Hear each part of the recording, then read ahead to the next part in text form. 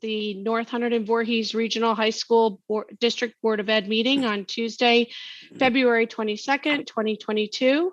In accordance with the requirements of the Open Public Meeting Act, NJSA 10-4-6, adequate notice of this meeting has been provided by submission of notice of the time, date, location, or instructions for remote access to the Hunterdon County Democrat on December 9th, 2021, and the Star Ledger on December 7th, 2021, and subsequently re-advertised on February 17th, 2022.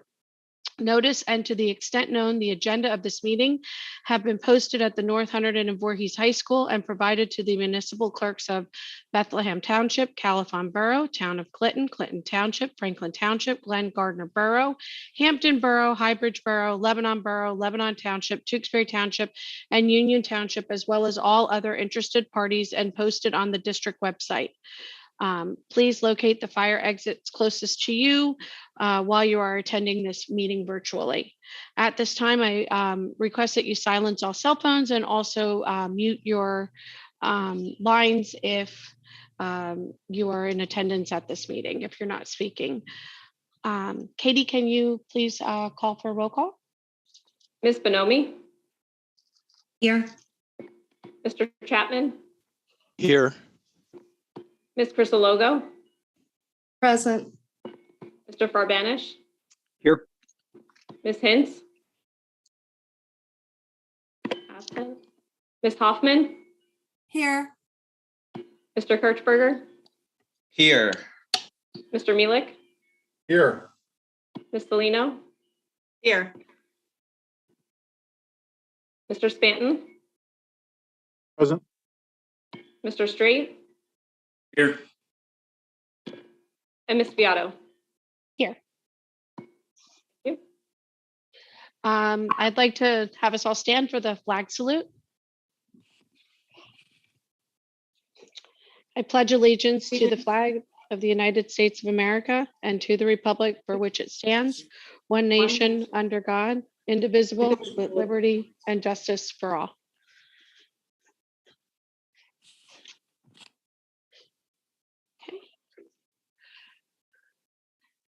Can I call for a motion and a second to approve agenda item 4.1, which is the minutes from our January 25th school board meeting? So moved. Second. Roger and Rob.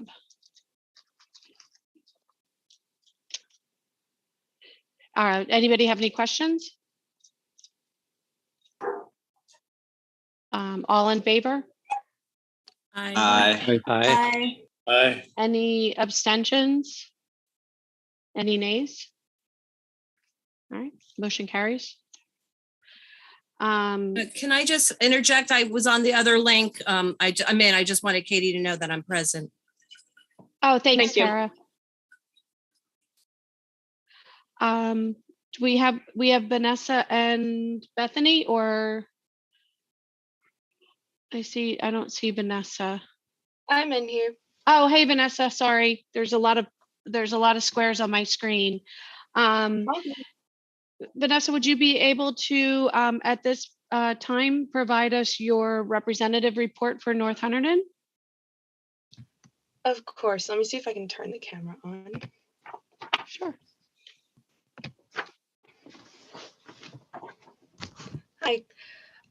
So for this report, I wanted to touch base on the regional championships that are going to be on Friday for wrestling. So that's the individuals. That's something that we have coming up. That's going to be really big for sports. Moving on with sports, we do have a lot of positive feedback for the boys volleyball team. They had an info practice that was canceled due to snow, but I have heard about that starting again. So a lot of boys are really interested to partake in that. So that's really exciting. Another thing that we have coming up is the musical. So that's going to be March 4th, 5th, and 6th at 7 and 2 p.m. We're going to be presenting The Little Mermaid. So we're really excited to be back on stage. Another thing that we have is J-Prom. It's coming up. We have over 200 kids that already signed up for their tickets. So it's really exciting. It's going to be indoors, no masks. With that, a lot of kids are really excited to finally be able to not wear a mask in school coming March 7th, I believe. So a lot of kids are really excited to be able to go participate in classes. A lot of the kids that were virtual have come back. And so they're really excited to just be able to participate in class. That's the end of my report. Thank you. Katie, do you see if we have Bethany? She is in here. She is married? Or she is not? No, I see her. Bethany, can you hear Jessica? I'm looking for Bethany's name.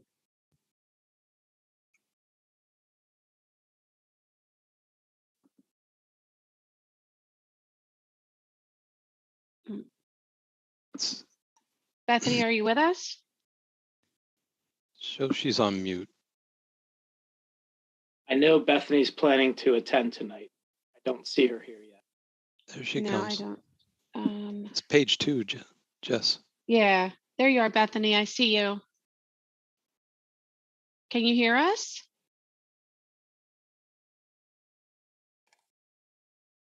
Bethany just put in the chat, give her a second. She's having some audio issues. So, Okay, we'll try and give her another second or two. but she said she can hear us. Okay.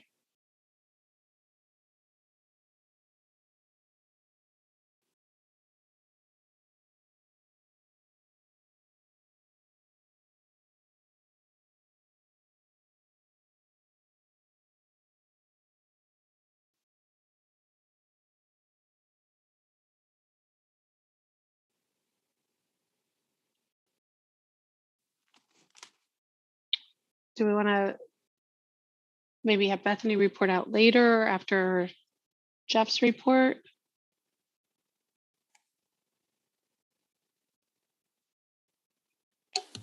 Sounds like a good idea. Yeah, I can make my report.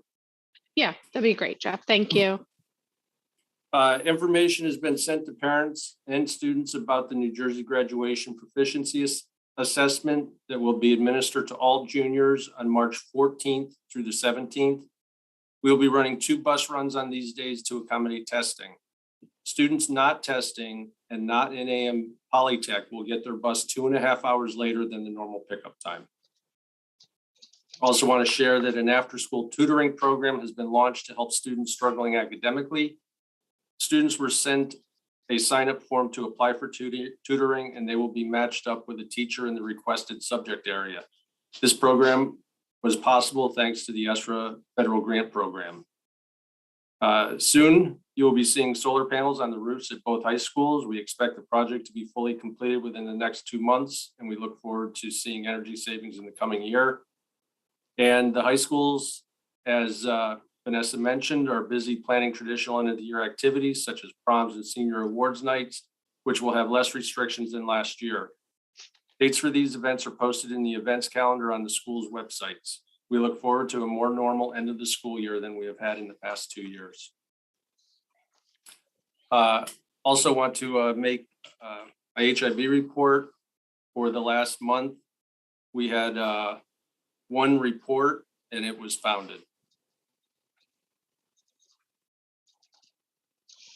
And if I can get somebody to read 6.2. Can I have a call for a motion and a second to affirm the determinations of the HIB incidents reported on the January 25th, 2022 board meeting? So moved. Deb and Roger, Second. Yep, that's fine. got it. Anyone have any questions? I do. Just a quick question to Jeff. So the one we're approving is November, December that were founded. When you're looking at those, of course, you can't tell us much about them, but are you seeing any trends, anything that's common among the 7, I think it was, no, 5 incidents in November and December? It was 5 incidents. They were split between the schools and we didn't see any themes or commonalities between those incidents. Okay, thanks. Any other questions before we go to vote? Okay, it's all in favor? Aye. Aye. Aye. Any abstentions? Any not in favor or nays? Motion carries, Katie? Motion And carries. the monthly reports are attached for your information. That's all I have. Thanks, Jeff. Now it's time for the school board president's report, and I would like to read the following statement. I just also want to remind people that our next monthly meeting will be on March 15th. It'll be a regular meeting, and we'll be adopting the 2022-2023 preliminary budget. And that meeting should be at 7 o'clock in the district office. Just want to take a second to read something and acknowledge the events of the last 5 months. Good evening, and thank you for attending tonight's board meeting. I wanted to take a moment to reflect upon the past 5 months of difficult discussions and challenging times. I think it's important to recognize that it is acceptable to disagree, to voice concerns, and to feel passionately about your opinion. But what's not okay is when these disagreements become personal attacks. When attacks are directed against individuals like students, staff, administration, board members, and other members of the public, it turns differences of opinion personal. The challenges that were brought forward and resolved should not have been personal. There are members of the North Hunterdon staff that were singled out inappropriately. Ms. Martha Hickson, our librarian, was publicly accused of crimes and performing her duties with malicious motives, all of which were unfounded. The board and administration support Ms. Hickson and all of our professionals who have dedicated their careers to supporting and nurturing our students. Despite all the controversy, there have been some good that has come of this. Our community was passionately engaged. Dozens of members of the public came to the microphone to express their opinions. In particular, I would like to commend the many students, former and present, who came to the microphone to share their experiences and let their feelings be heard. We should be proud of the caliber of students our community has raised. While there will be other disagreements in our future where passions and opinions will need to be heard, my hope is that we learn from the past few months and we can express ourselves with compassion and respect. Thank you. Moving forward, we have Dr. Todd Bonsall, the superintendent.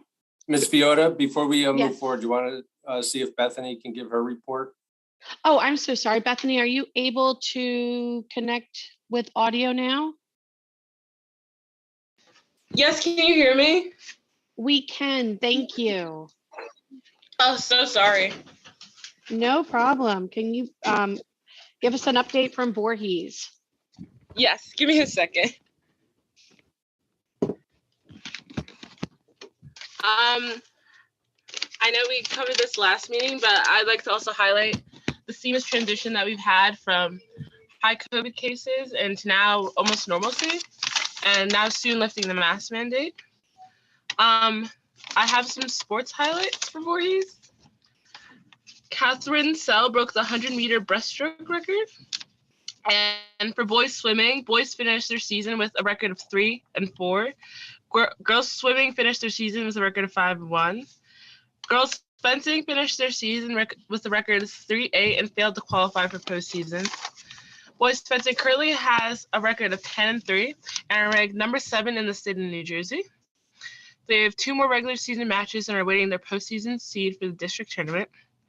Boys basketball has a record of 15-5. And they've earned the number 3 overall seed in their section and will host Warren Hills on March 1st. Girls basketball currently has a record of 14-6. They've earned the number 7 overall seed in their section and will host Nutley on March 1st. Wrestling finished their regular season with a record of 15-8. And boys and girls indoor track are competing this weekend, 219, or they just competed for the state sectional championships. So that's pretty much all that's been happening at Voorhees recently. Thanks, Bethany. We appreciate you taking the time to come out tonight and give us an update. Thank you for having me. No problem. So moving on, we look forward to hearing from Dr. Todd Bonsall, Superintendent of the Hunterdon County Vocational School District. He is going to present an update on the planned Polytech facility on the North Hunterdon campus. All right, good evening and thank you. Thank you for inviting us to present this evening to update you on the status of the Polytech North project. My name is Todd Bonsall, Superintendent of Polytech. I also have with me on the call tonight our Business Administrator, Ashley Sangiuliano, and our Architect, Kevin Settembrino. Additionally, I'd like to thank Mr. Bender and his administrative team for their collaboration on this project over the past 2 years. I'm sure that you're aware that current technical education, also known as CTE, or formerly known as vocational education, is getting a great deal of media attention these days. Currently in Hunterdon County, a limited number of high school students avail themselves to the CTE programs that Polytech has to offer. The combination of adding and expanding these programs, plus allowing students to begin accessing these programs in 9th grade instead of 11th grade, will significantly increase the access to these programs.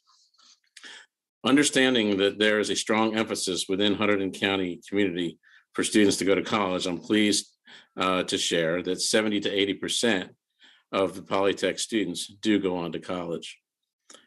Years ago, when I was in high school, the percentage of students completing a CTE program that would go on to college was far less.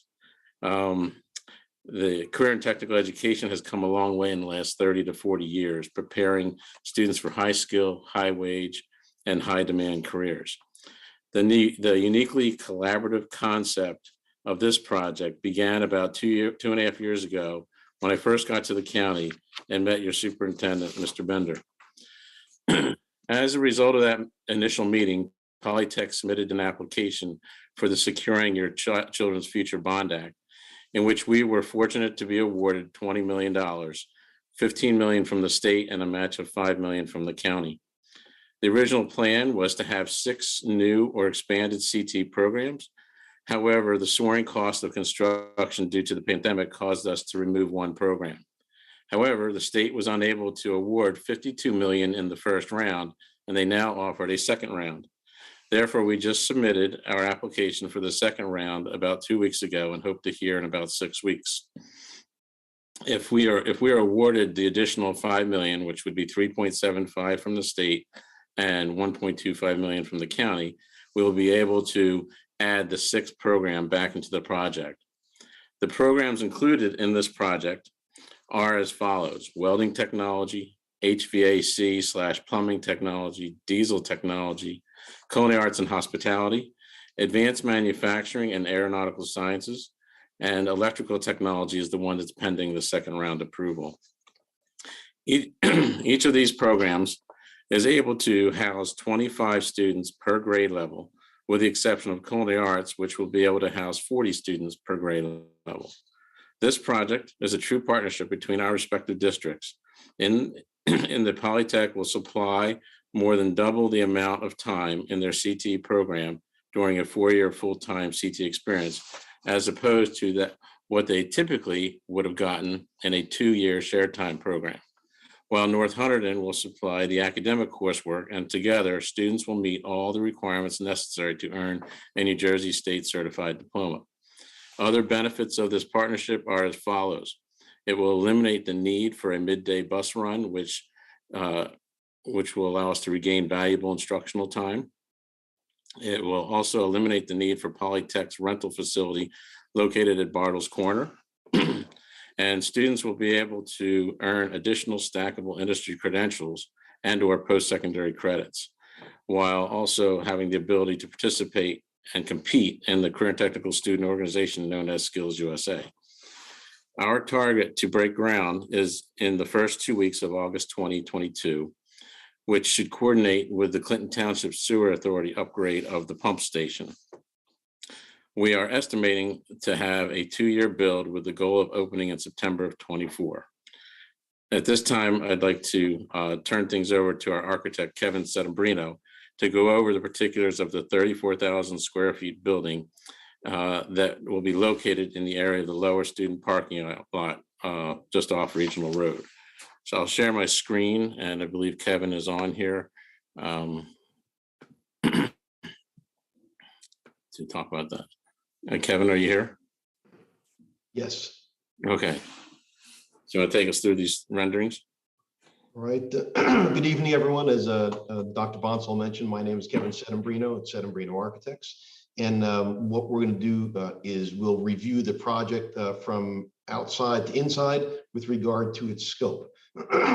So if you take a look at the aerial, just to orient everyone, to the left, you see existing tennis courts. Above that, you'll see the existing administration office.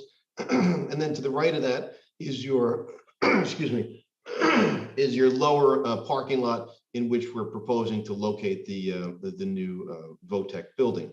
The spaces that you see adjacent to the parking lot at the top of the screen in green are the spaces that Dr. Bonsall mentioned for welding, HVAC, diesel, and advanced manufacturing. The space to the left that's in yellow is the pending additional space for electrical. The space on the bottom of the screen with the curved edge to it is culinary, and it supports spaces as well. You'll see the interior blue space for circulation. This is a fairly efficient double loaded corridor with spaces on both sides. And again, this is the first floor. At the front of the building, you'll see a pink space for administration, and then the main entrance and the elevator as well. Stairs on both ends, toilet rooms in the middle. And this is the first floor of a two-story building. To the right, you'll see the ingress. That's an existing ingress. On the lower right-hand corner, you'll see the existing pump station. And above that, you'll see our proposed lower level parking lot with a retaining wall to the right of that, and some pedestrian access to the existing field. All the barrier-free parking spaces are located adjacent to the main entrance of the building, so there are no barrier-free spaces at the lower level parking area. There would need to be some storm recharge designed underneath the parking area based on a new and additional impervious area. It is beneficial, however, that the lot is existing as an existing paved lot. Therefore, new impervious area is not as substantive as it would be if this were an undeveloped site. The existing in the upper right-hand corner, the existing single frame maintenance building will be existing to remain. That will stay. On the left-hand side of the building, adjacent to the tennis courts, there's a two-story wood frame building that would be demolished, as well as the remaining sheds on the bottom portion of the building as well. And that's the first floor of the building with regard to the large spaces. All right. So as Dr. Bonsall mentioned, this is a two-story building. So since we did go over the site on the first floor, which is on the right-hand side of this slide, the second floor shows the classroom spaces. Now it was, so the second floor, you'll see blue circulation. It's on the left-hand side. You'll see the 5 classroom spaces in the base grant, and you'll see the pending grant at the moment in yellow up in the upper left-hand corner. What's important about the second floor plan, other than the fact that it's fairly compact, is that all of the classroom spaces are typical classroom spaces. However, they overlook all of the large instruction spaces and have a visual connection to all of those spaces, but they have some acoustic privacy as well. So you can conduct classes in all these spaces, all the classroom spaces on the second floor, while reviewing or looking at what's going on in the large spaces below with diesel, advanced manufacturing, and so forth. The gem here is the Culinary Academy, which is noted on the right-hand plan. We do have a space on the second floor which overlooks the Culinary Academy, and as we get into some of the renderings, you can see a 2-story connection between the second floor classrooms and the double height Culinary Academy. And the Culinary Academy does have some extensive glass that overlooks the top of the hill, if you will.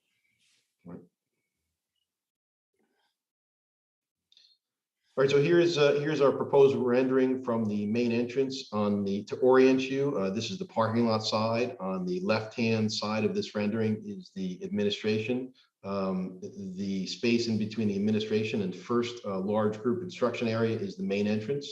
You'll see two large sloped blocks. Those are the two of the large instruction areas with an ingress in between those two. And then similarly, we've mentioned that the classrooms, although they're accessible from the second floor, they will see what's happening in those large spaces as well. To the extreme right of the rendering, you'll see ingress for we're at the diesel pod. And similarly, you'll see clear story lighting in the corridor on the second floor that rises to the highest roof peak. More importantly, we do have some flat roof areas with parapets. Those flat roof areas will house all of the mechanical equipment, all the rooftop equipment, any generator associated with the building. And it's our intent to take those rooftop units, kind of hide them in depressed low roofs so that they're not on the ground and they're not impactful with regard to vision. You can't see them, and will be minimally impactful with regard to acoustics. Some of the materials there are only 3 materials on the building as of current. One is a modeled color aluminum panel that you see predominantly in this elevation. In the upper portion of the clear story, corridor and the block on the right-hand side, you'll see some concrete masonry block, and that's a polished split face block. And then you'll see metal roofs as well. The metal roof that goes over the administration is a sloping singular roof that will sweep over and go over the Culinary Academy as well. Thank you. This is a view from the reverse side of the building from the public street side. On the lower portion of the rendering, you'll see a retaining wall to mitigate some of the grade changes. To the left of this rendering, you'll see the large windows at the Culinary Academy, and then to the right, you'll see the administration space. Again, you see the single slope roof at the center and the sloping metal roof that connects culinary and administration.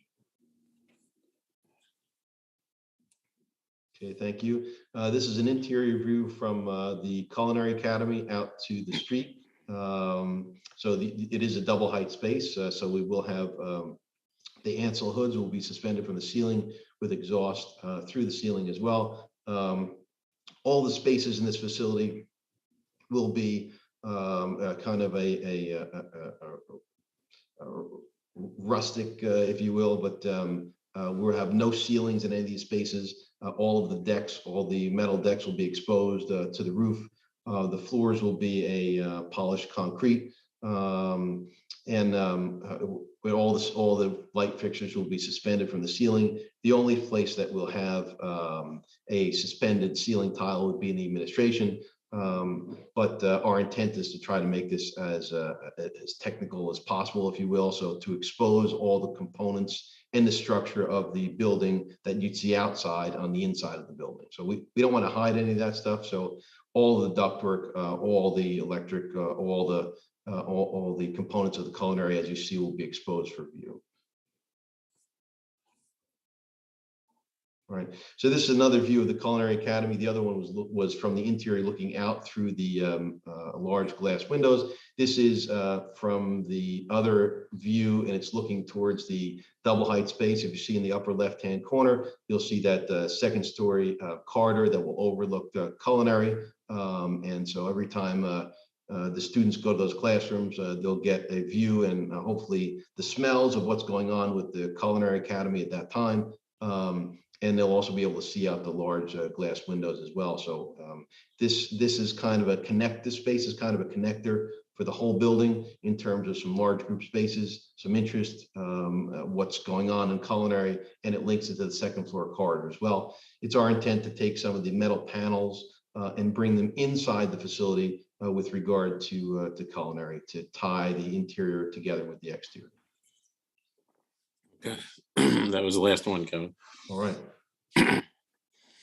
All right. So any questions? Will you be able to make these renderings available to the board, just to email them out to us? Yes. Yep, absolutely. Thank you.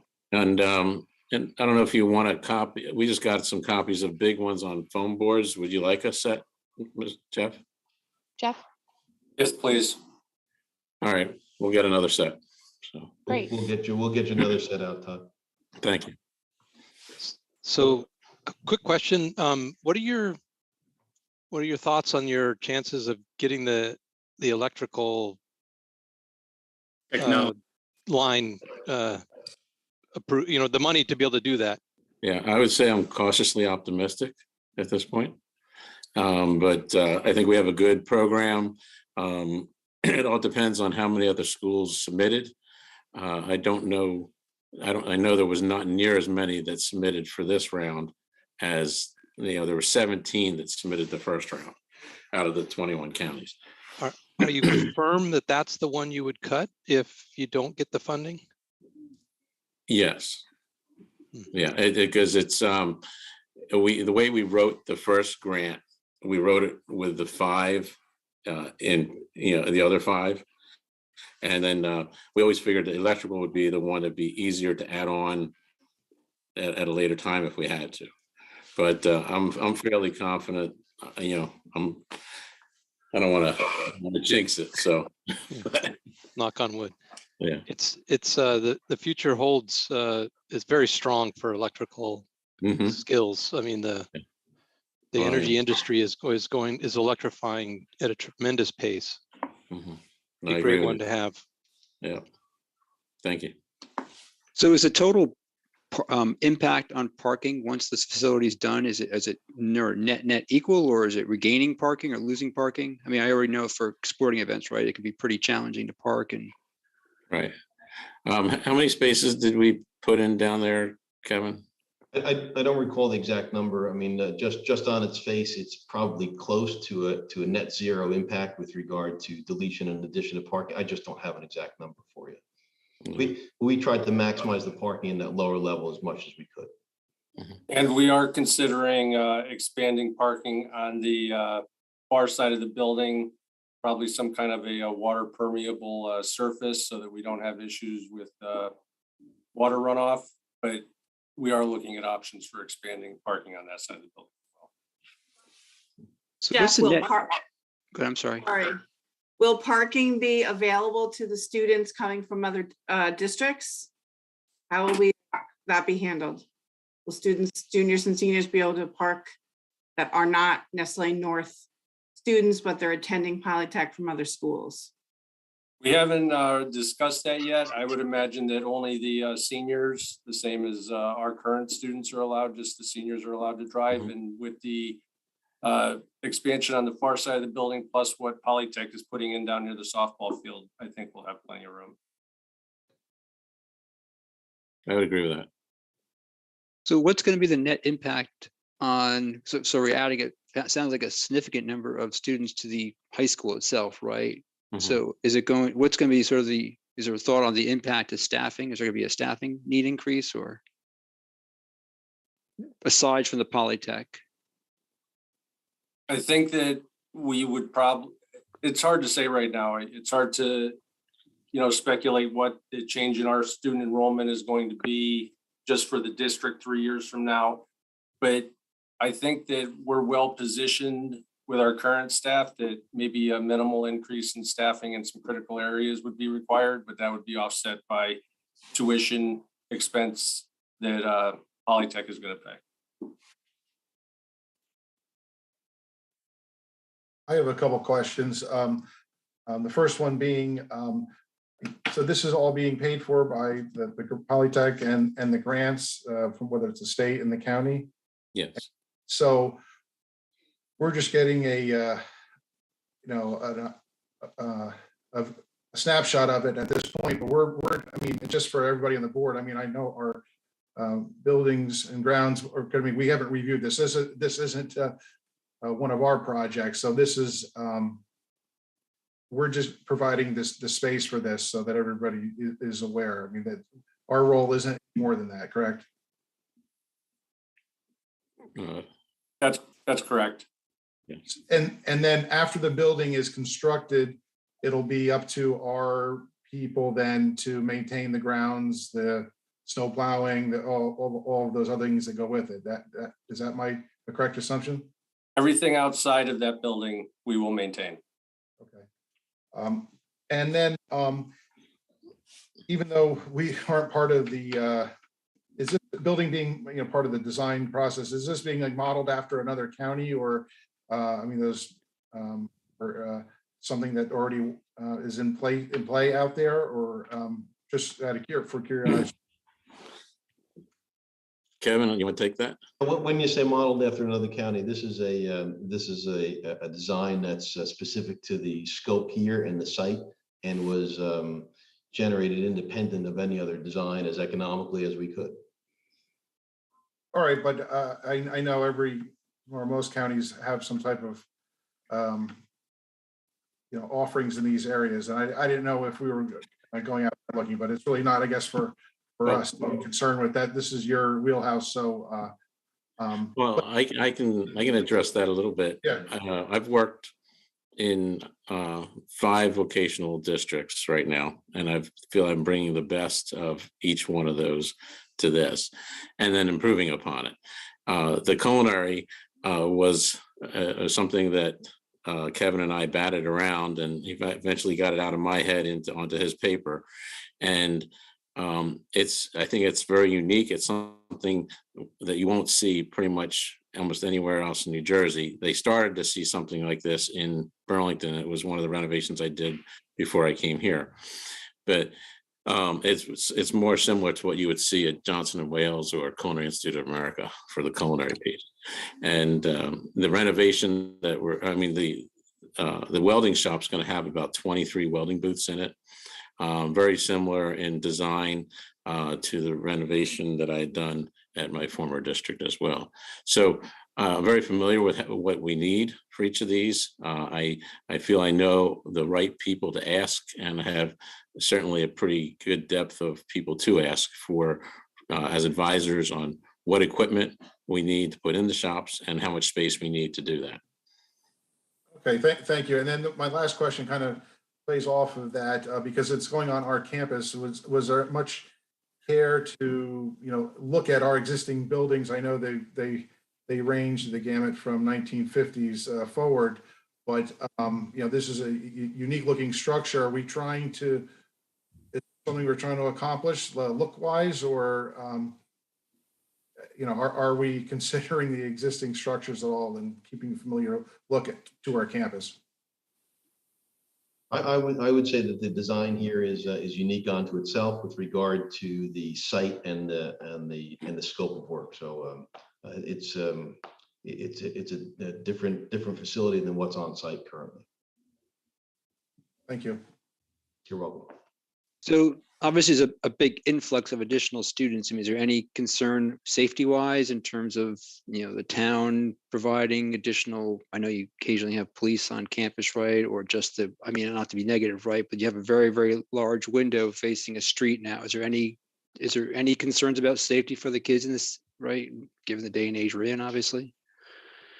So I guess that's a multi-question, right? One, to just safety in general of of Clinton Township providing any additional, security measures, and obviously just the positioning of this building relative to roads, where our current campus is, relatively set back off the roads, right? We're now pretty much dead up against a road with a very, very large window right now facing out to that road. I know that sounds a little negative, but. Well, safety is always a concern, I think, for all of us. And there are treatments that you can do to windows to help that, like the 3M films and stuff like that, if we need to do that to make them more impenetrable. I mean, to Dr. Bonsal's point, the large glass windows in culinary, they're not right on the road. They're certainly set back. There's substantive topography difference between the road and the elevation of the finished school, as you know. So it's not on the same grade. Number one. Number two, we don't want you to think that the windows are ballistic graded or anything of that nature. But to Todd's point, there can be some field applied 3M film. Although that won't make the windows ballistic graded, that will reduce any penetration time to get through. But yeah, I mean, it would be fairly cost prohibitive to make any and all those windows have a ballistic grading to them. We primarily reserve that scenario for police departments and the like.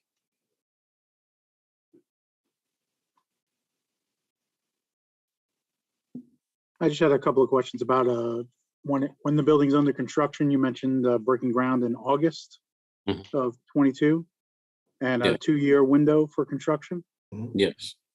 Do you have like logistics plans figured out for ingress and egress for the construction site, and how would that impact? I mean, because that is an entrance for sports and teams for getting to the fields, and if you're using that driveway for the construction site, I'm just curious if that's been thought through. Or Todd, okay to answer that question? Go ahead. So thank you for your question.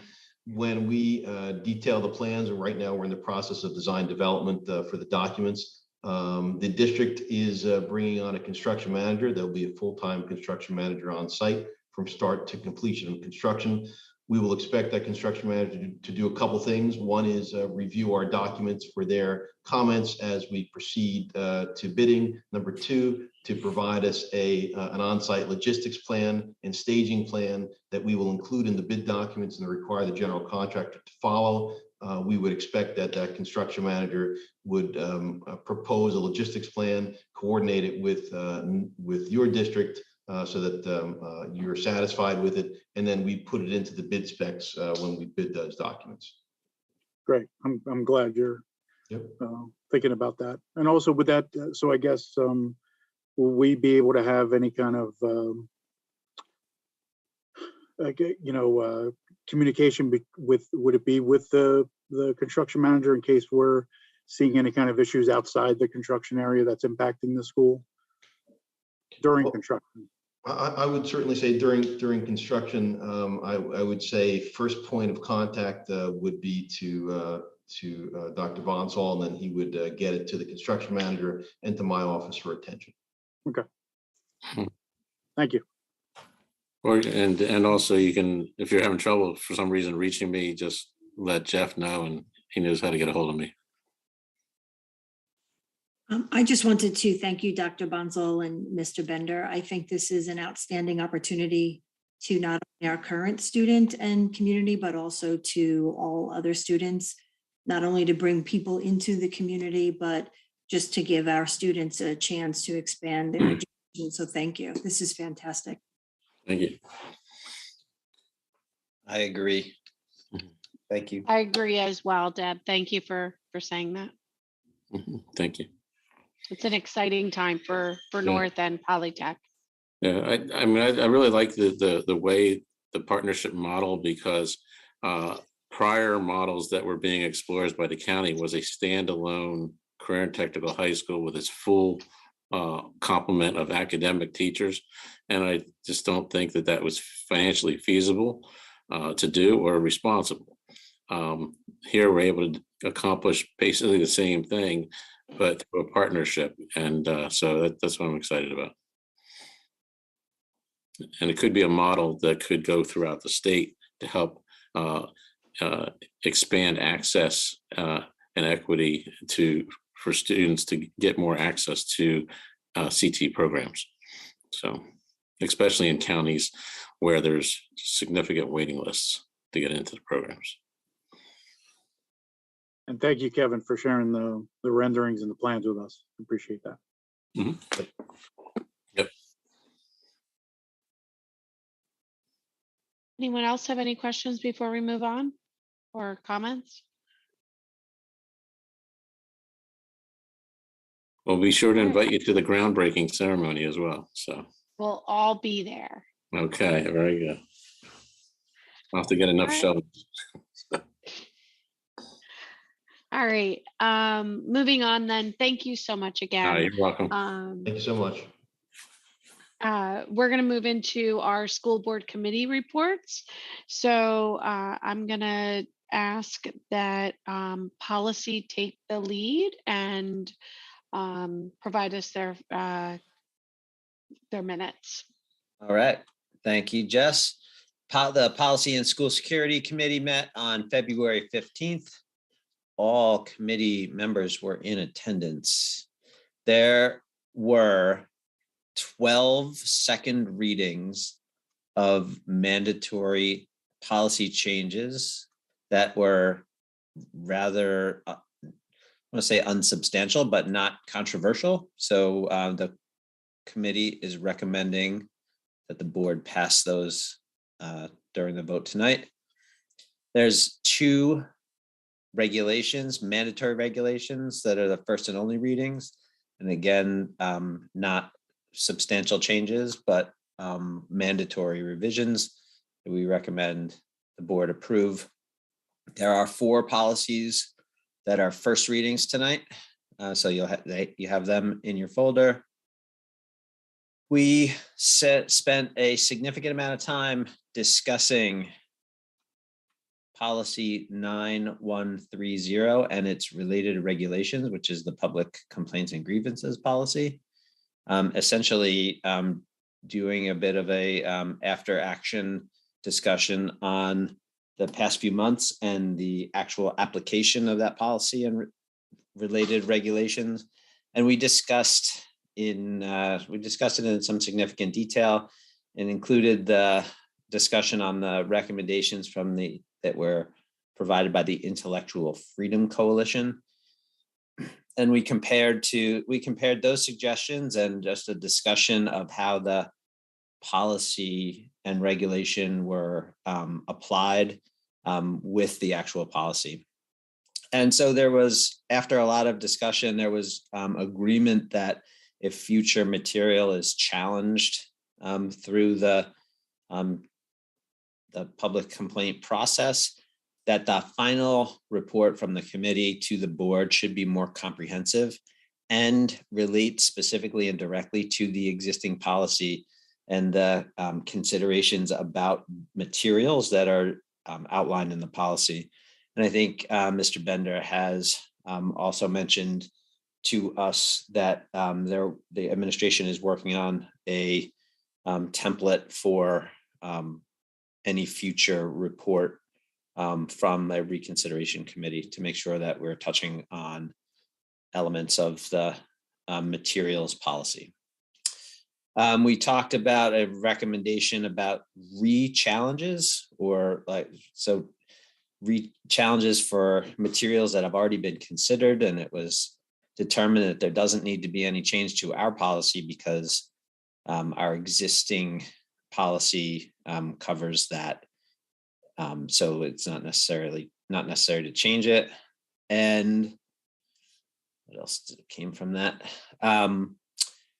We also talked about the fact that it did take a rather extended period of time to reach conclusions on the challenge materials. And despite the fact that there were reasons for it, the number of books that were being challenged and the time it took to get the books and et cetera, all the reasons that should we be in this position again, that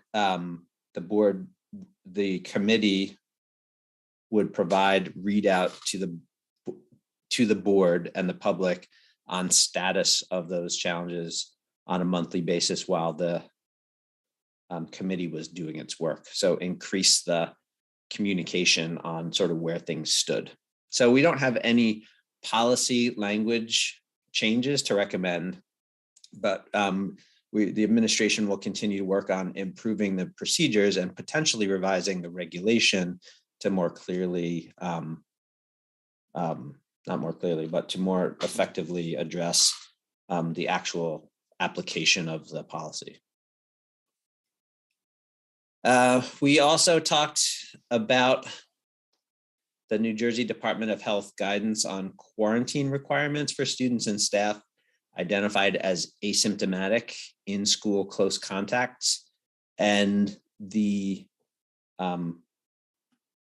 concern raised by some, and it also raised in other districts around the state, about eliminating the quarantine requirement for asymptomatic close contacts. And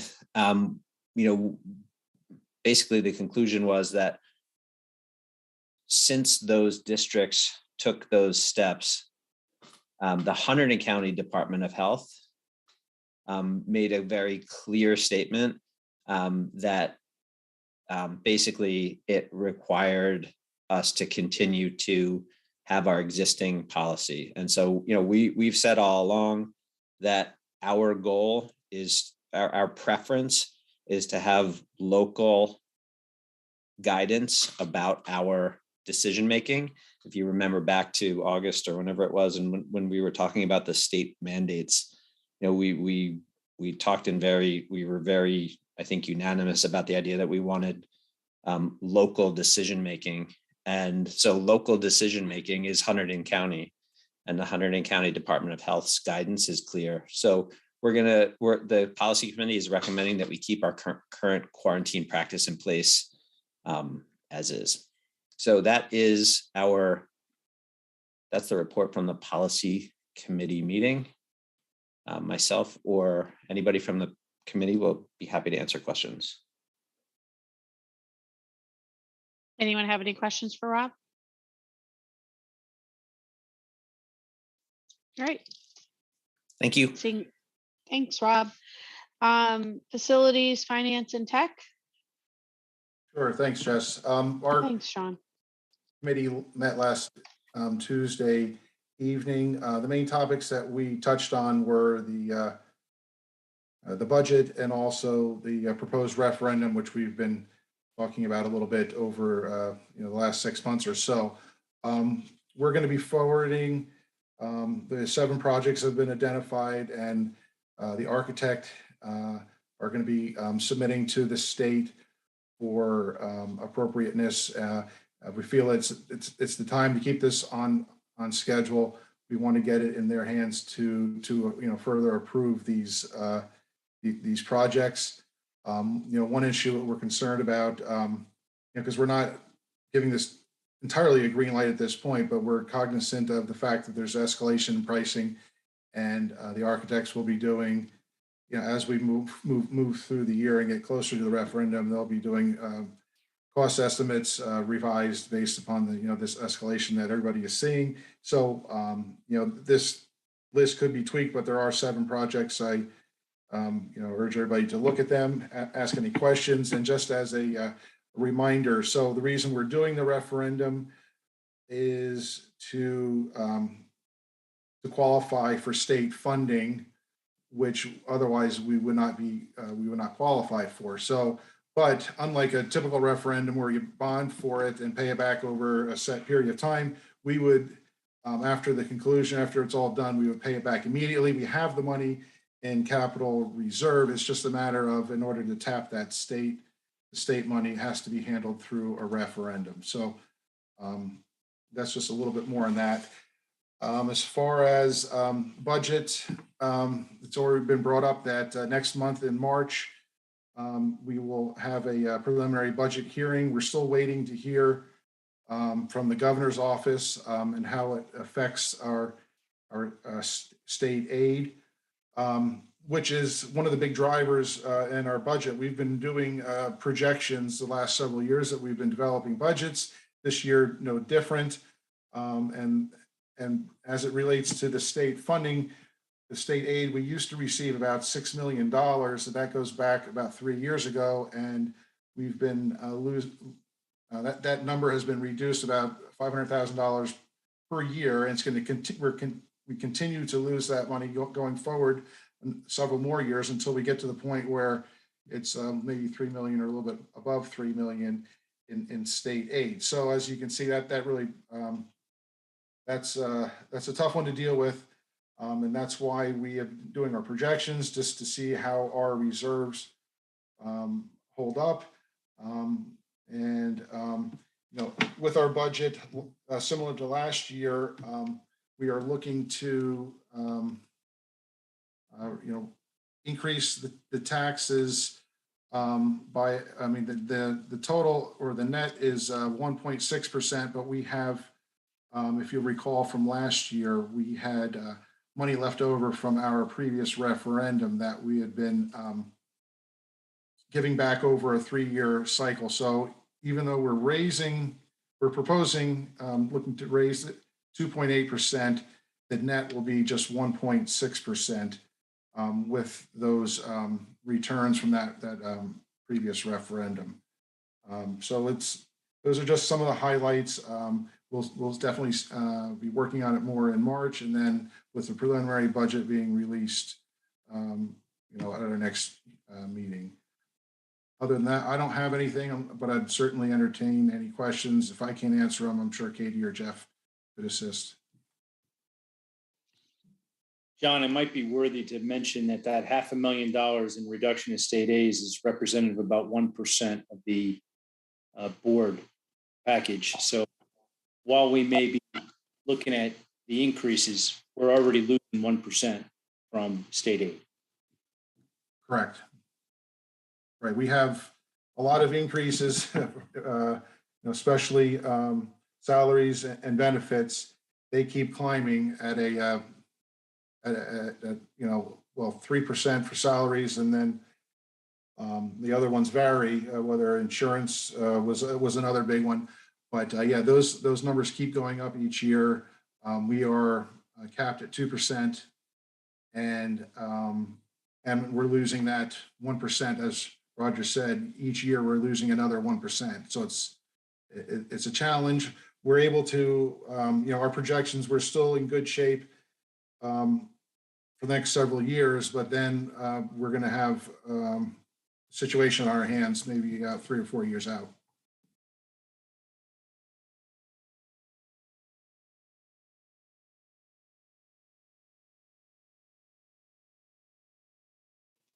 Anyone have any questions for John?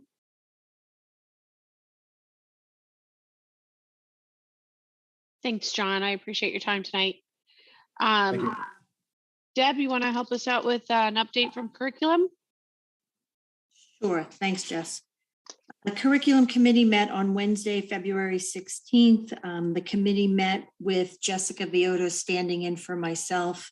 I have since met with Jessica Viota and Dr. Burgess separately for a thorough overview of the meeting content.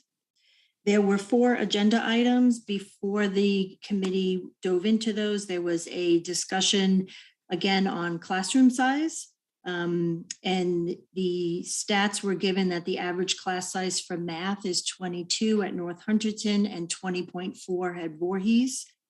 There was discussion also on using how the district is using funds from the ESRA Title I and the regular budget to support students both during and after school, which Mr. Bender went over briefly. The administration at conclusion will ask the board for something they feel they need to help students going forward. The first agenda item was the COVID instruction update. The committee reviewed the failure rates for the second marking period. The percentage of that is about half of what it was last year, so there's been improvement, and the failure rate is close to what it was pre-pandemic. So the action items are agreed to continue to monitor the grades, obviously, throughout the year and discuss what is needed. The second agenda item was state testing update. Again, Mr. Bender went over it a little bit in his chief school administrator's report. Just discussing the new graduation assessment for juniors being the New Jersey Graduation Proficiency Assessment in terms of math and ELA. If students take the assessment but don't pass, there's other opportunities for the students in terms of there's other variety of assessments that will also demonstrate proficiency for these students. The conclusion is that this is the first year for this assessment, but again, there's other opportunities for assessments, and there's some similarities with past assessments for the students to gauge from. The administration is taking action in terms of training the staff members in this new assessment in the March faculty meeting, and they will be evaluating results when they are available. The third agenda item discussed was the what's on the board agenda. They were reviewed the at-home instruction and out-of-district placements on the February board agenda, and the action items are just to support this. The last agenda item was the National Clearinghouse data. It's something we pay for each year as a district so that we can see our students due after graduating from high school.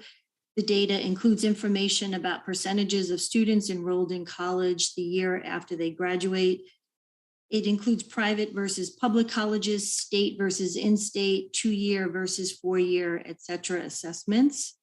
And the conclusion action items is that the administration and the committee will continue to monitor the report and review results with the counselors in the district. And that was the committee meeting. Does anyone have any questions? Okay, thank you. Thanks, Deb. Shelley, can you help us out with personnel updates? Yes, Jessica. Personnel committee met on February 16th virtually at 6:30 p.m. The committee members in attendance were myself, Mr. Farbanish, Ms. Hoffman, as well as Jessica Beato and Rich Burgesses. Committee members not in attendance were Mrs. Bonomi and Mr. Mielek. We discussed the personnel portion of the agenda, as well as we discussed a new job description that will better align the responsibilities in the business office. And that's pretty much all I have.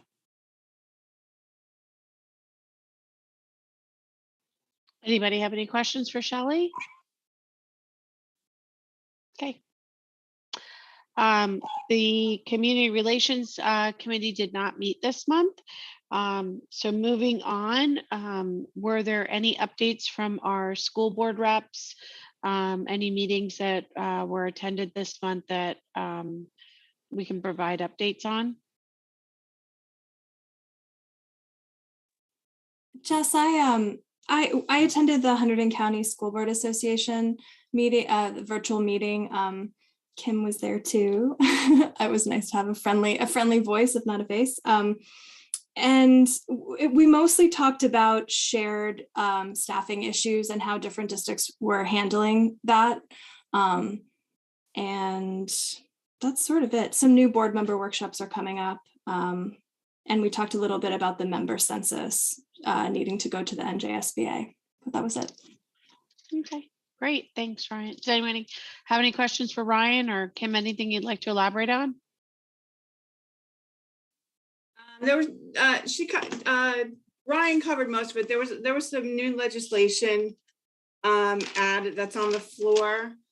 There's a flurry of bills passed. There's signs, staffing shortages, allowing retired teachers to work up to 2 years without penalty. There's a bill on the floor again dealing with mental health. School bus safety, promoting electric buses. And Ray Pinney discussed challenges facing the district, touching based upon what Ryan said. And each of our sending districts seems to be dealing with as North Hunterdon is, I'm sure, is the shortage of substitute teachers. And that they were discussing creative ways for funding and to shift our ESSER money. So I'm sure that Jeff is aware of that. I'm sure that's facing every district, but that's about it. Great, thanks. Jeff, were there any meetings that you attended this month that you'd like to update us on? ESC's next board meeting is 2 weeks. Okay, so next month. Great. All right, well, moving on. Jess, did you have a meeting with the articulation with the other superintendent, with the other board presidents? I'm so sorry. We did. And we spent a lot of time on, bear with me. I just lost my entire train of thought. Deb, help me out here. We did spend a lot of time talking about responses to the mask mandate and the quarantine changes. We also spent a lot of time about what we are going to do about the learning loss and how important it is to communicate between the sending districts and our district as to how they are handling the learning loss that we're all experiencing. I did express Jeff's concerns or Jeff's opinion that this is not a 2-year problem, that this is a 12-year problem. And they all seem to be in agreement that this is something that we're going to have to monitor pretty closely for at least the next several years, with either different methods that we're going to try to address the learning loss, how each district is going to apply those methods. And we all agreed on a new cadence. So we're going to meet every other month. And we really need to share and make sure that our superintendents are sharing how we are addressing the learning loss and our test results, because they do. All of us were in agreement that the tests are going to be it's not just going to be a one test and done. It's going to be a series of testing and results, tweaking different methods, going back and retesting, seeing where we're at, and then making sure that when these students are elevating up into the high school level, that we're all prepared for what they might have lost or where they're coming in at. Did I miss anything, Deb? The only thing that was very eye-opening that you were part of the conversation is they were all talking about the kindergarten teachers being so challenged with the behavioral issues not had before the pandemic. And there's been, I guess, some research that because parents were home, they weren't sending the kids, and also because of the facilities being closed, to nursery schools or pre-K, and that missed learning is absolutely impacting the kindergarten and first grade classes. So that what goes along with that was interesting to hear. Yeah, that wasn't something that was on our radar. Right. But the sending districts, since most are K through 8, were very, we spent a lot of time talking about the kindergarten classes and the behavioral issues. So it was very interesting.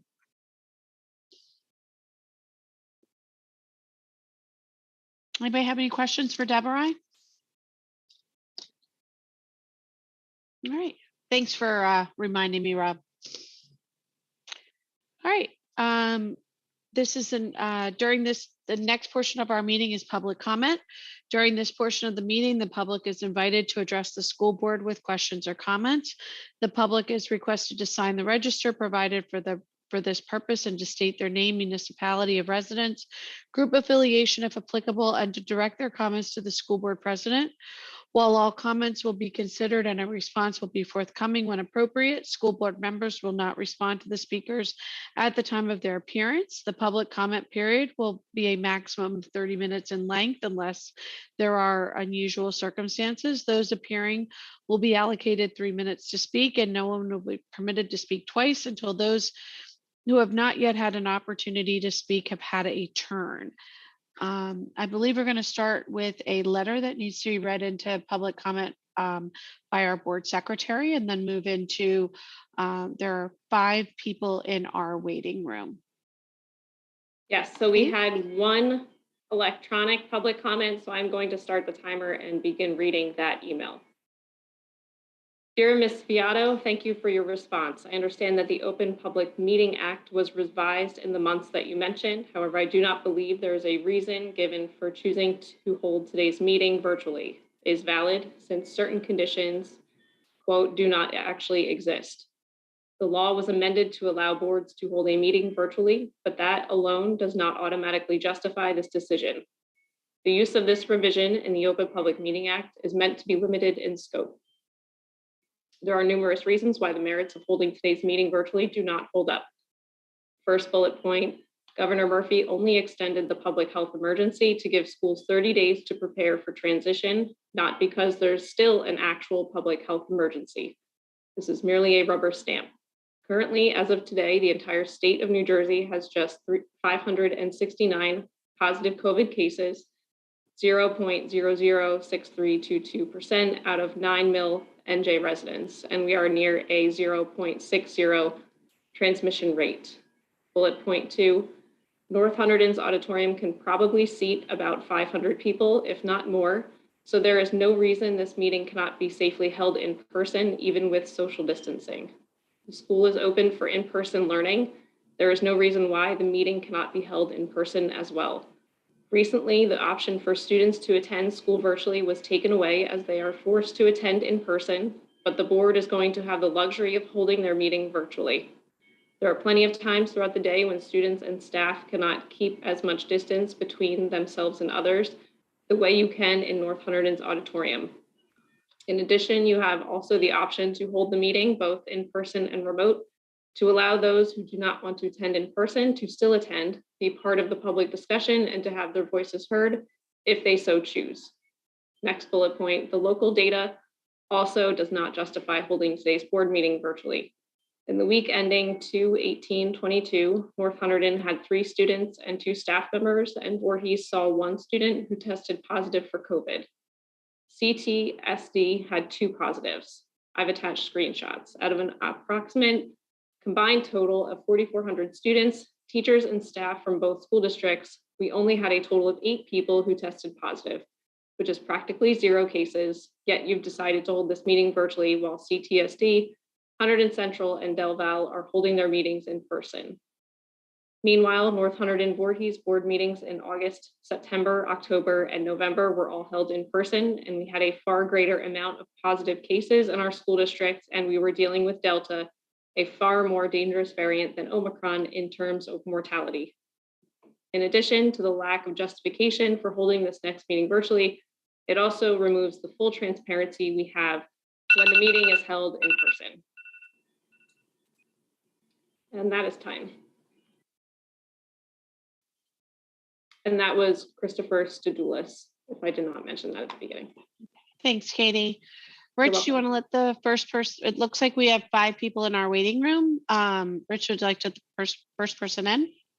Sure thing. If I can just mention, as I let you in, if you can please make sure your YouTube stream is turned off so we don't have that echo.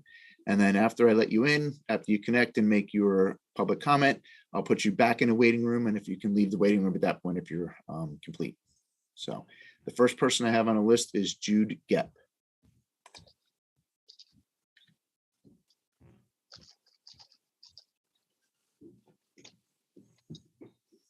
Hi, Jude. It looks like you are, oh, did they leave our meeting?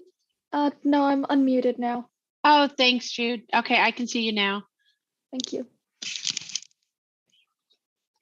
Go ahead and you're live. Okay. Good evening. My name is Jude Jepp, and I'm a non-binary student at North Hunterdon High School. Very recently, you all voted to keep some LGBTQ+ books in the library. I wanted to take a second to say thank you. I'm sure you know how important these books are to the students here. To preface my statements, I'd like to clarify that I have a lot to say and not much time, hence why I'm more focused on getting my opinions out than cushioning my words. In 2019, Gleason released a survey to youth in America called the National School Climate Survey. This survey created 20 pages of data concerning the welfare of students and climate in schools nationwide. This survey will be the source of my data as I speak. Only 8.2% of students reported receiving LGBTQ+ inclusive sex education. Not even a quarter of students surveyed for top positive representations of LGBTQ+ people, history, or events in their schools. 74.2% of students with no or few supportive staff members reported feeling unsafe because of their sexual orientation. I'd like to formally request that both North Hunterdon High School and Voorhees High School partake in Gleason's local school climate survey. This survey would allow us to see how we could improve the experience of minorities, and we would be able to see specific data that our current school climate surveys don't really get into.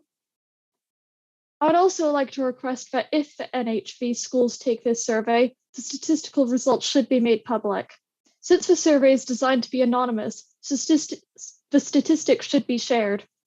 I do not encourage the school to share any quotes from the students in this survey, as their identity would be discoverable. Within the next week or sooner, my website will have more information regarding my request. This information will also be sent directly to the Board of Education. My site can be found at sites.google.com/view/NHV Lastly, I'd like to invite the Board of Education to open their eyes to the discriminatory policies within this district. In North Hunterdon High School, available to students, there are 10 male bathrooms, 10 female bathrooms, but only 1 gender-neutral bathroom. excluding the one in the nurse's office. This bathroom has 2 stalls, but only one person may use it at a time. It's usually filled with the scent of vape, and it's far from most classrooms. It's inaccessible. For 21 bathrooms available to students, if not more. North Hunterdon High School has enough bathrooms to divide evenly among 3 socially accepted categories, and I believe they should. My website, as per mentioned, has more information. This information took me over 5 hours to research, collect, and use, so please don't brush it aside. The link will be emailed to board members, but I encourage others to view it as well, as there is an opportunity for opinion submissions. Thank you for hearing me out. Thank you, Jude. Rich, would you like to, looks like we've got 4 people remaining. Sure. Yep. We have Karen Gove, coming on next.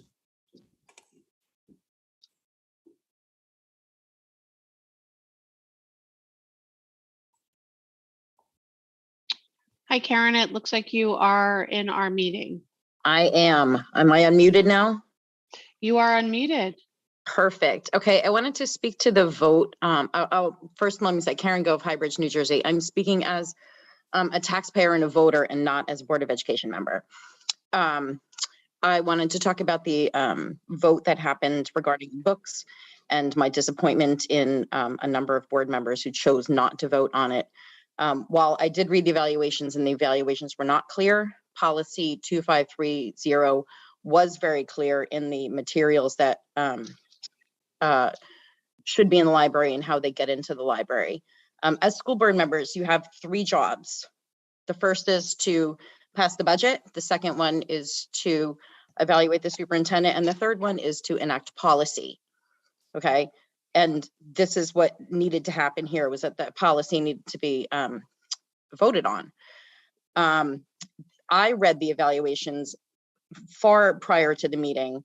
And at that time, had any board members had any questions about said policies, that is the time that those board members should have asked those questions about the evaluations rather.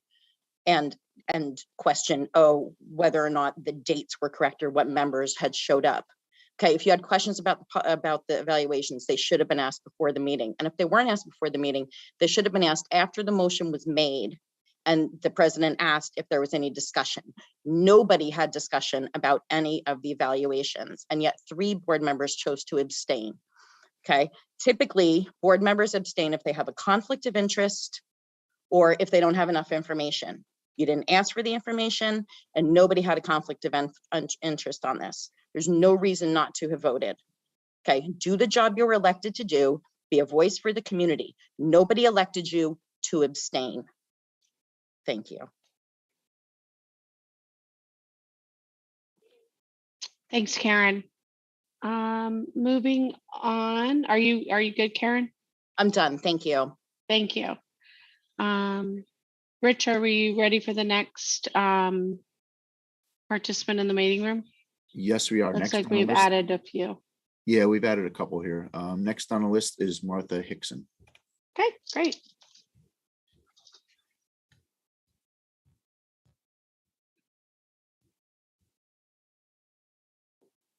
Martha, looks like you are good to go. Great, thank you. Can you hear me okay? Yes, absolutely. Great. Good evening, board members. I am Martha Hickson, librarian at North Hunterdon High School. Thank you for the opportunity to speak tonight. In 2019, after the first time I defended Fun Home from being banned in our school library, the author, Alison Bechtel, sent me an autographed poster with a quote from her book. The quote reads, "What would happen if we spoke the truth?" That framed poster hung in the library as a reminder and a challenge to all who entered to always seek, use, and share the best information. Sadly, that poster isn't in the library anymore. I took it down in October when it became clear that the truth no longer held value. Instead, I was living the nightmare of knowing what happens when the truth is not spoken, when malicious falsehoods are given a platform and a microphone, and lies remain unchallenged and therefore implicitly endorsed. That nightmare included hate mail, shunning by colleagues, concern for my safety, and damage to my health. Your statement tonight begins to turn the focus back to the truth. Thank you for that.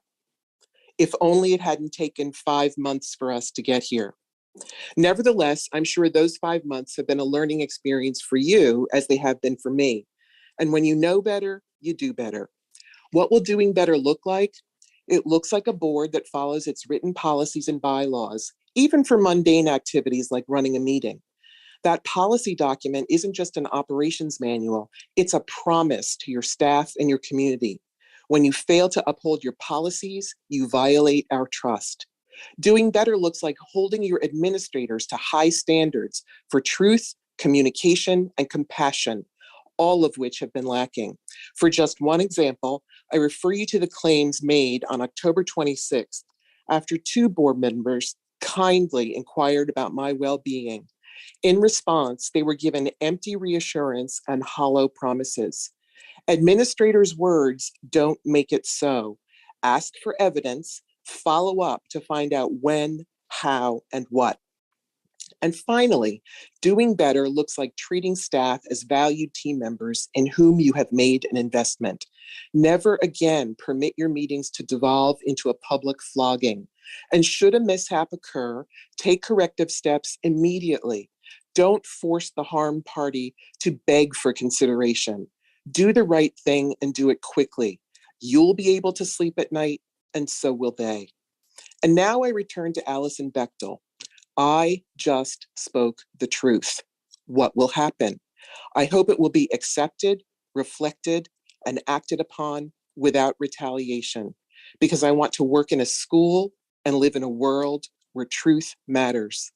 Thank you.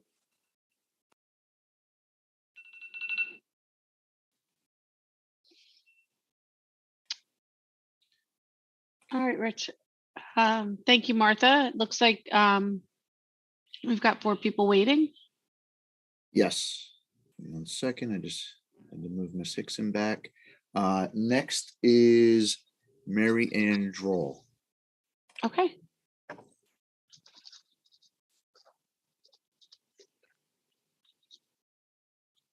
Hi, Mary Ann. You're in there. You're in the meeting. If you could unmute your line, you should be able to speak.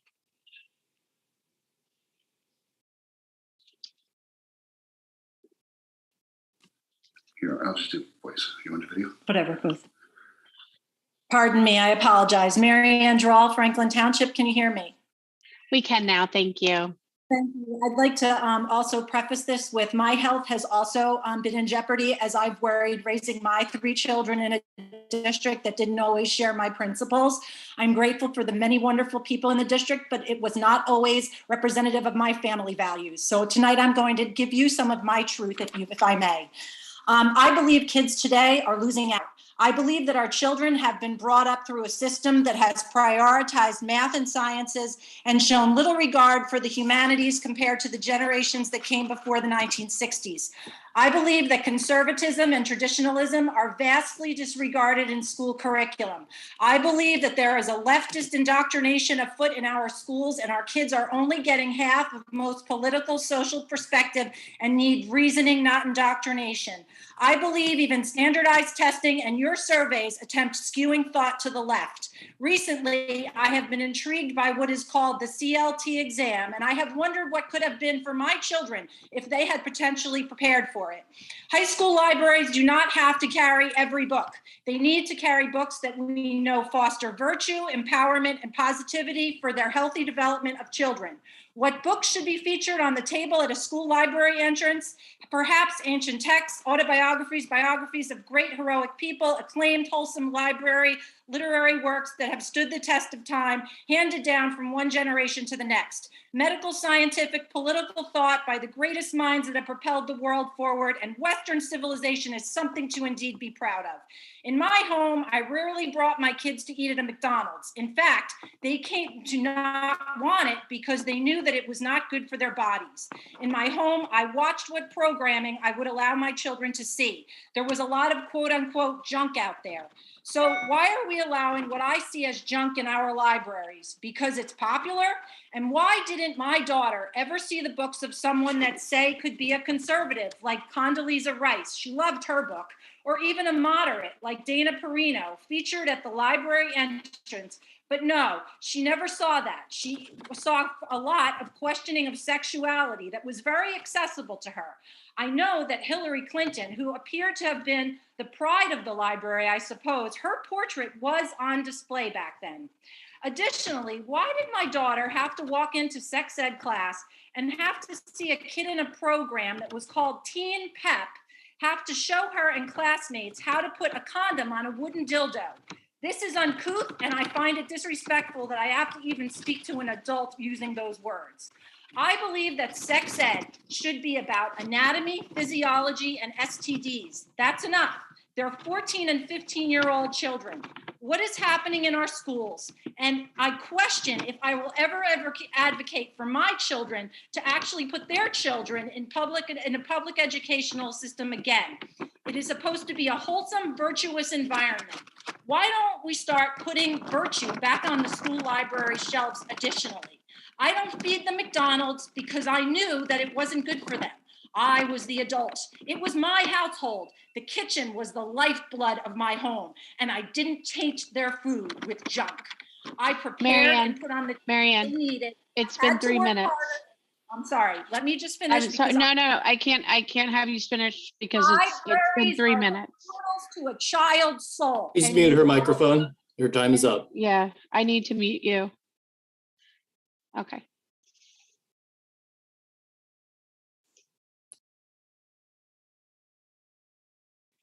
Okay. All right, Rich, moving on. Next on the list is Sarah Varga. Great. Hi, Sarah, you're live in the meeting.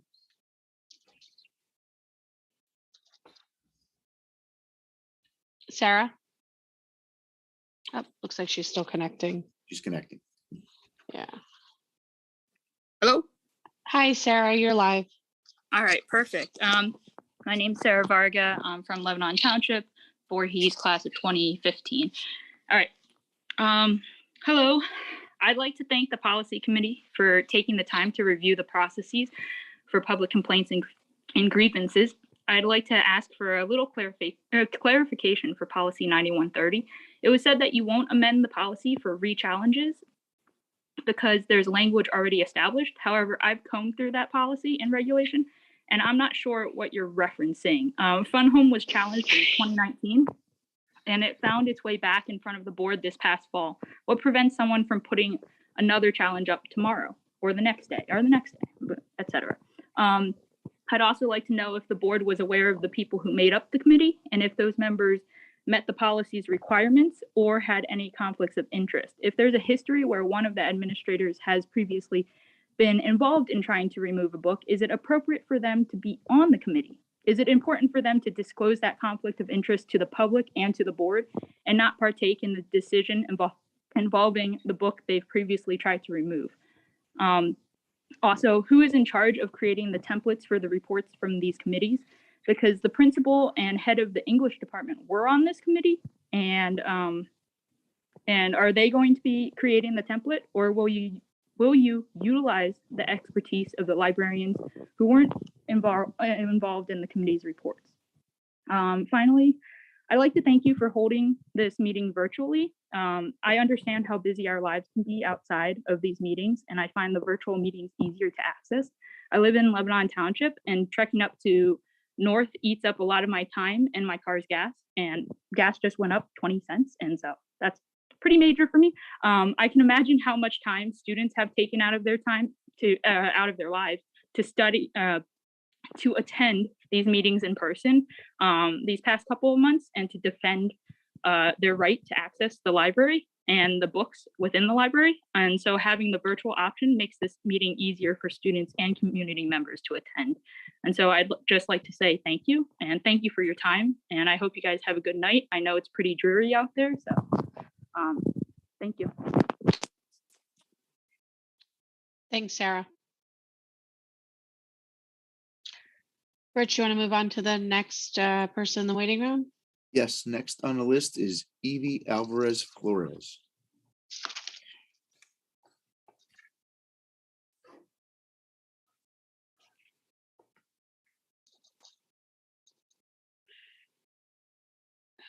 Doesn't look like they're, Yeah, it still says joining, so okay. She's still in the waiting room.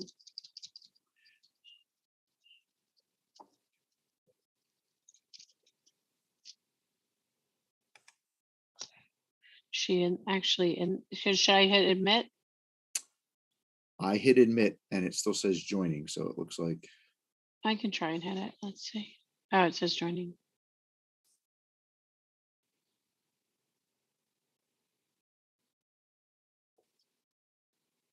You want to try and move on to the next person? Maybe there's a technical difficulty there. Sure, I can move on to the next one, which is Mary Fran Daly. Okay, And if Evie comes in, I'm just going to mute her and wait and she can go next. perfect.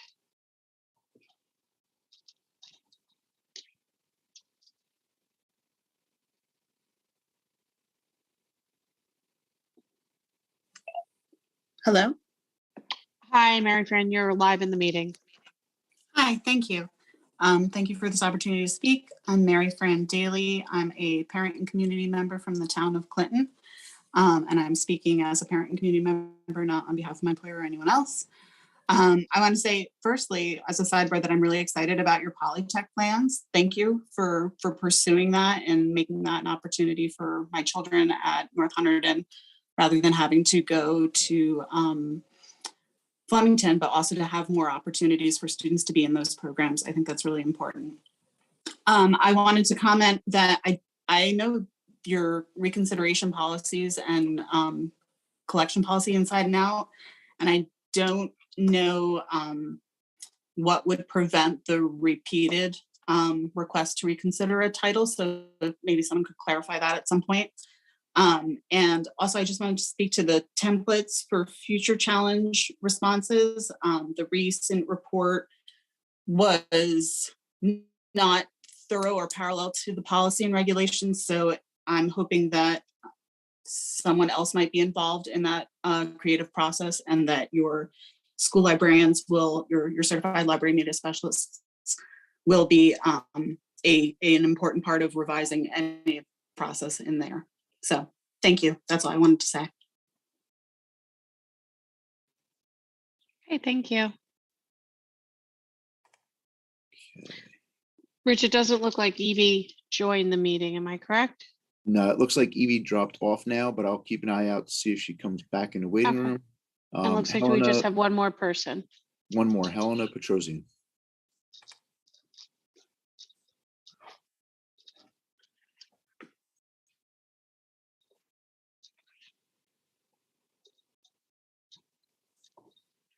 Hi, Helena. It looks like you've joined our meeting.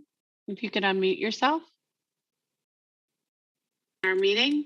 If you could unmute yourself. Hi, can you hear me?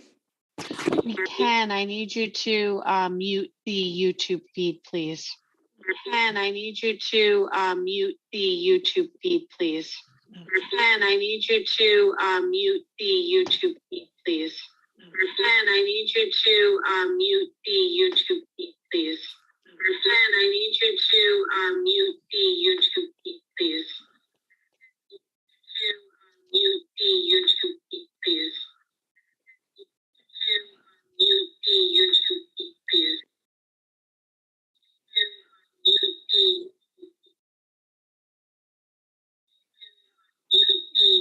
Hello, can you hear me? We can. There's a lot of feedback on your line. I just muted you, Helena, just because we need the YouTube channel turned off first. And then if you can unmute yourself once that's turned off and then start speaking, we'll be able to hear.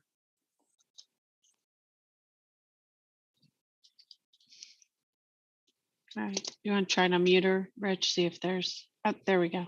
Okay, is that better now? You want to try and unmute her, Rich? See if there's. Oh, there no, the YouTube feed is still on. You want to try and unmute her, Rich? See. Is that better now? I think so. Okay, can you hear me now without the interference? We can. Thank you. Okay. Thank you. Sorry about that. Helena Petrosian, Union Township. I just wanted to once again reiterate about the books that have been voted back into the school library that were questioned because of the sexual content.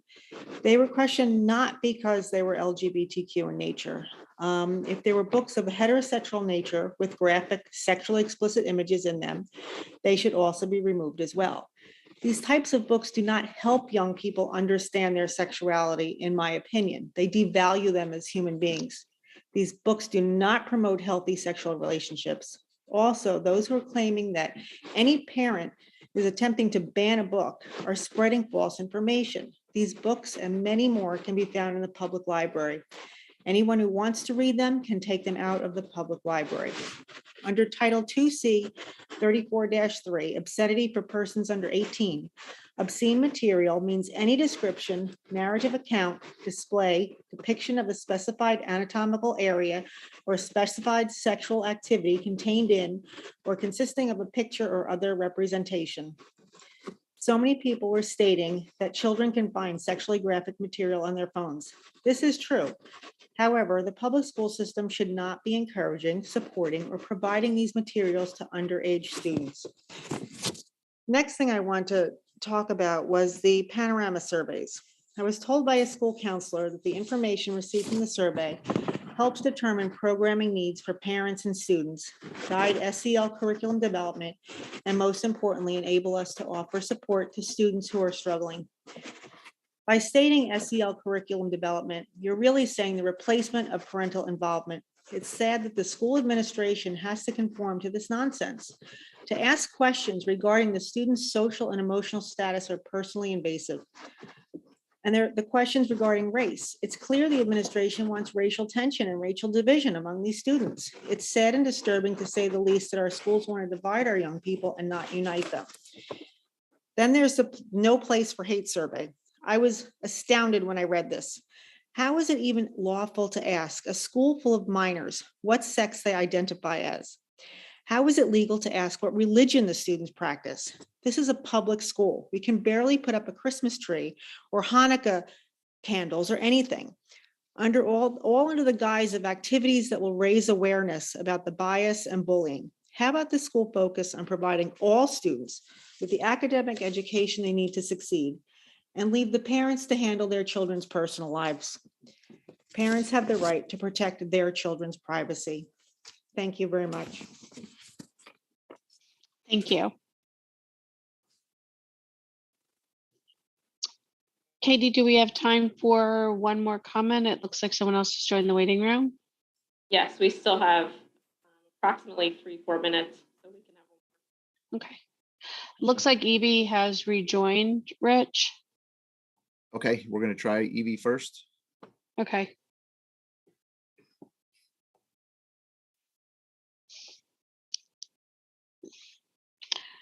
Hi, Evie. It looks like you've entered our meeting. Can you unmute your line?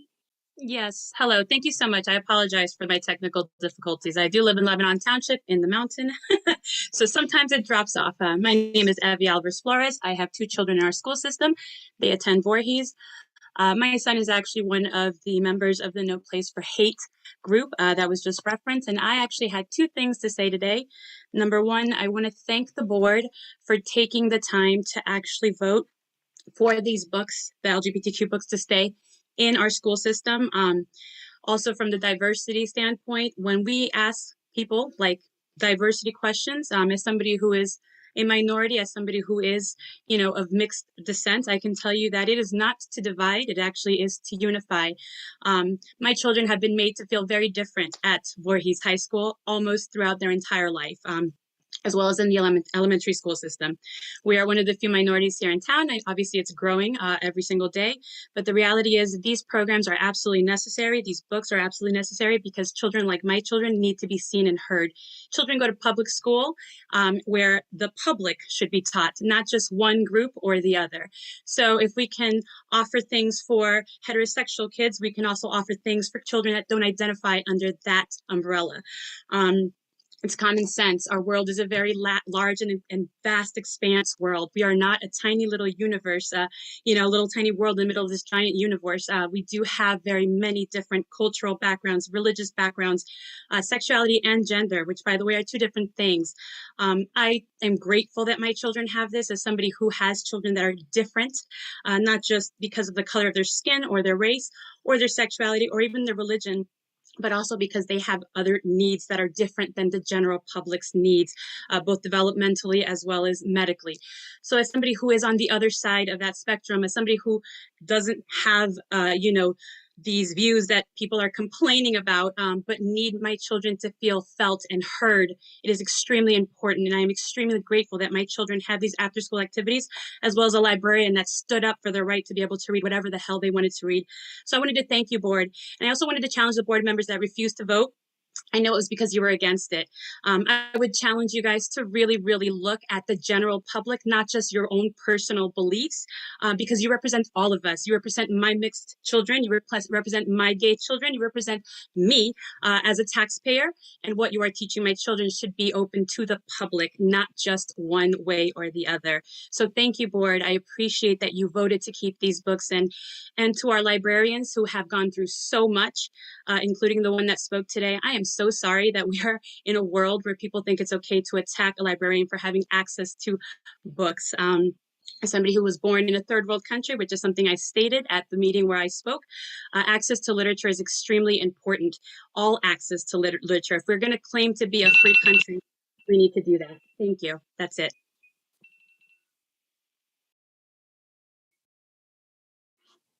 Katie, how do we stand with timing for public comment? We are at 30 minutes, so it is up to you. Nope, I think we're good. Rich, are we ready to move on? Yep, as long as you're ready. I am. Okay, moving on with the agenda. Can I have a call for a motion and a second to approve agenda items 12.1 to 14.8?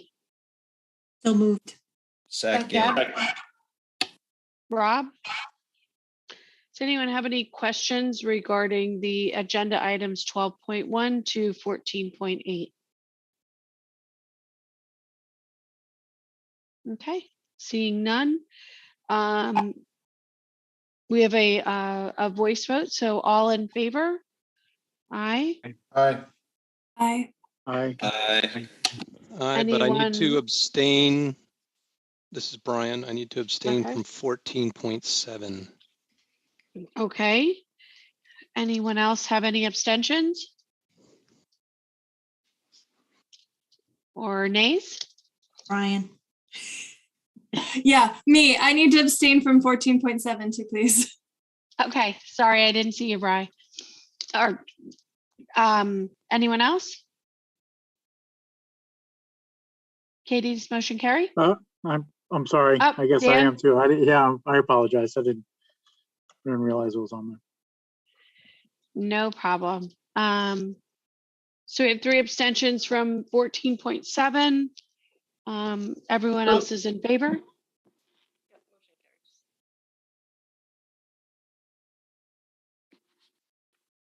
And none are opposed.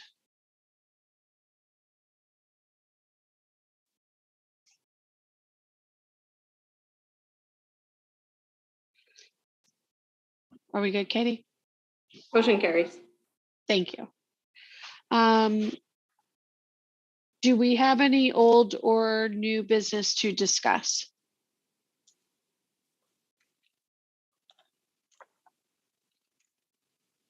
Anyone?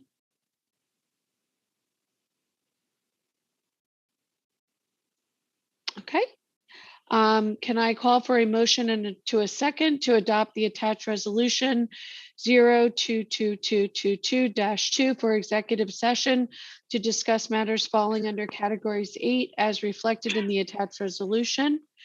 The board expects to be in executive session for approximately 1 hour, and upon return to public session, action will be taken. Motion. Second. Roger? All in favor? Aye. Aye. Any abstentions or opposition? Motion carries. We are now in executive session.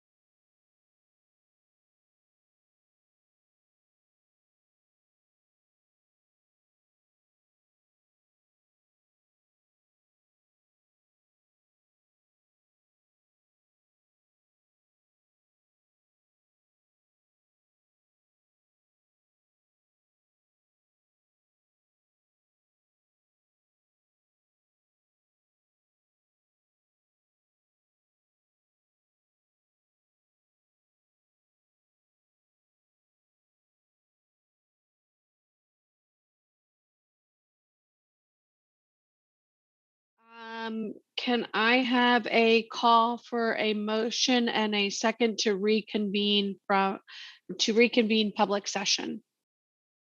So move. Shelley, Second. Roger, all in favor? Aye. Aye. Any opposed? Abstentions? We are back in public session.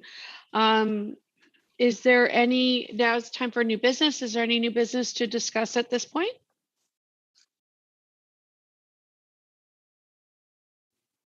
Okay, seeing none. Can I have a call for a motion and a second to approve agenda items 19.1 and 19.2, including any hand carries if provided? So moved. Second. Roger and Brian? Katie, it looks like we need a roll call vote. Ms. Bonomi, Yes.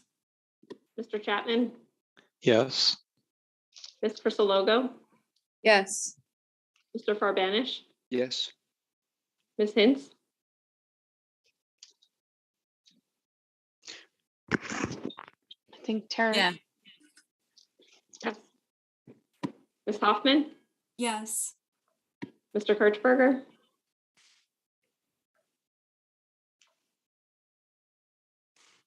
Rob, you're on mute. Yes. Mr. Muehlek, Yes. Ms. Salino, Yes. Mr. Spanton, Yes. Mr. Straight, Yes. and Ms. Beato. Yes. Motion carries.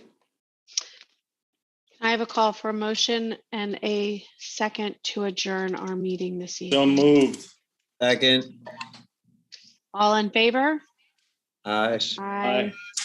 Any opposed? Abstentions? Motion carries. Meeting is adjourned. Thank you all for Right. attending.